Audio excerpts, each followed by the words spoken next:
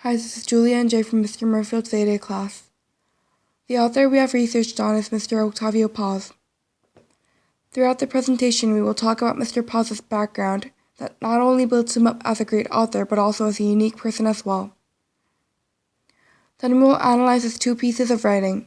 The first one will be a speech he spoke in 1990 at a Nobel banquet, and the second one being his beautiful poem, The Street.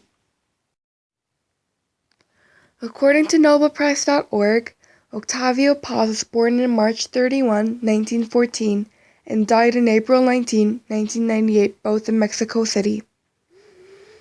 He was an ambassador, also known as a Mexican poet diplomat in France and India, where many of his works were written during his diplomatic services.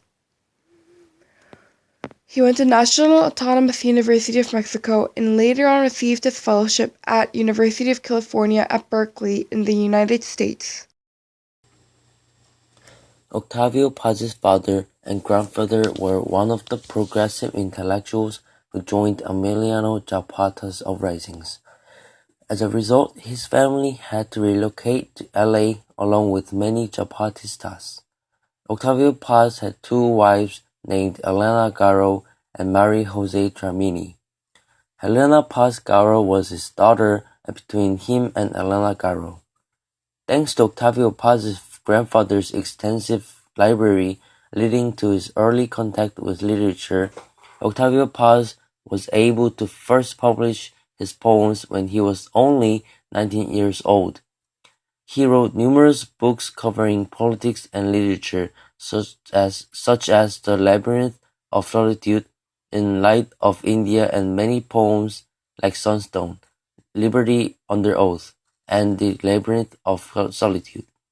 He received the honorary doctorate from Harvard, Jerusalem Prize in 1977, Cervantes Award in 1981, Neustadt International Prize for Literature in 1982, and the 1990 Nobel Prize.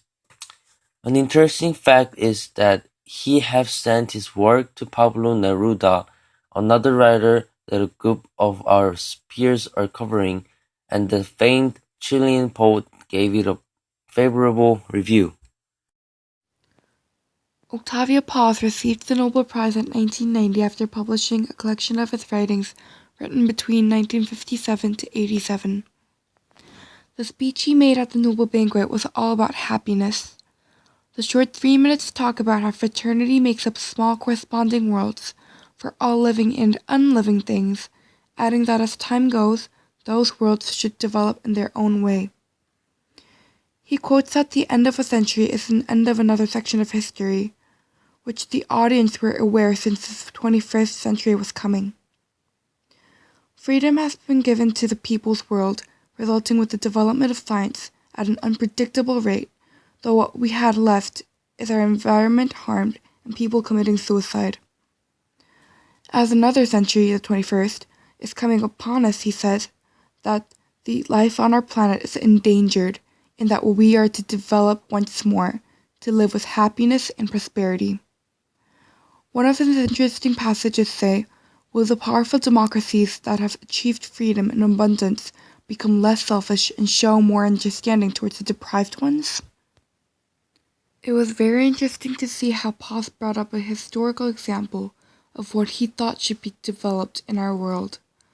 Powerful democracies indicating the European nations and the deprived one being Latin America. I think he made a great connection between himself and his thesis of having to develop in terms of fraternity as time passes. Another passage I found is, just as we are beginning to unravel the secrets of the galaxies and the atomic particle, as we explore the enigmas of molecular biology and the origins of life, we have wounded the very heart of nature. The passage mentions their development in technology and scientific abilities, resulting with rather hurting origins of life.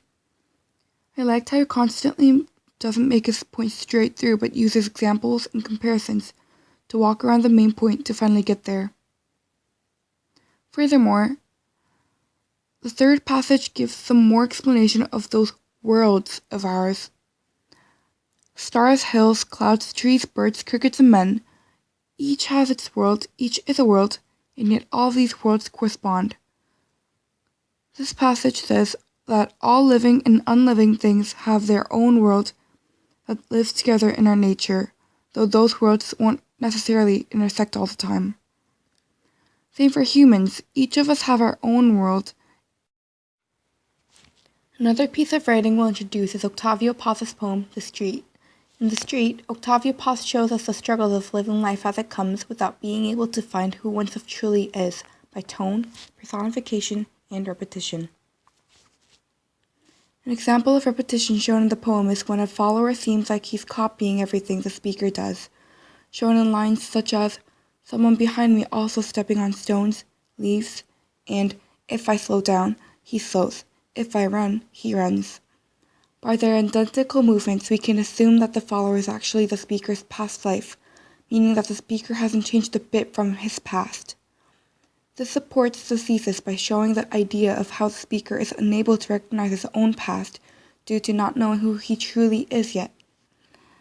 Another evidence is that the speaker and the one following keeps going through the same obstacles. The specified obstacles are constantly repeated. The phrase "stones and leaves" referred as objects constantly blocking through the speaker's path. The same obstacles repeated both for the speaker and the one behind, indicating present and past, shows that the speaker is dealing with the same problems that he or she has gone through already. The last evidence, but not least, is how the text repeats to use the word "nobody." The speaker continuously looks back to see who it is following, but every time he does so, all he can say is the word "nobody." The repetition of this word emphasizes how no one is around him, as much as it shows how he thinks his past is something he can simply deny. The last line particularly, "When I pursue a man who stumbles and rises and says, when he sees me, nobody," describes the man ahead of him, now which he follows, indicating his future. By saying that the man in front of him calls the present speaker nobody, the speaker shows his hope of future being different from what he is now, as someone good enough to call his past nobody, wishing that in his future he would finally be able to actually rise after numerous stumbles. For imagery, we can see that he constantly uses adjectives such as quiet and silent to create a calm, silent image, along with a depressing mood. He also continues to use adjectives such as dark, black, and unknown in lines. Everything dark and doorless. I walk blind, my feet trampling the silent stones and the dry leaves. This creates an image of the speaker running without an end towards nothing. It supports the thesis of not knowing who oneself is by saying that the speaker is continuously finding oneself, though what he sees is nothing but darkness without a goal. I turning and turning among these corners is another example of imagery that shows how depressed and confused the speaker is. Turning corners whenever they come give us a picture of uncertainty and being very busy with no outcome. It addresses the speaker's effort to try changing his goal and the way of achieving it, though it doesn't always work. The last literary element is tone. In The Street, Octavio Paz shows us the struggles of finding oneself by writing with a hopeless tone.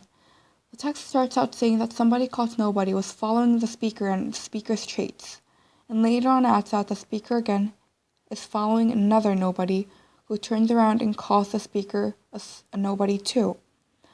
This shows how all of them see no light of becoming somebody, and it is definite that all are nobodies.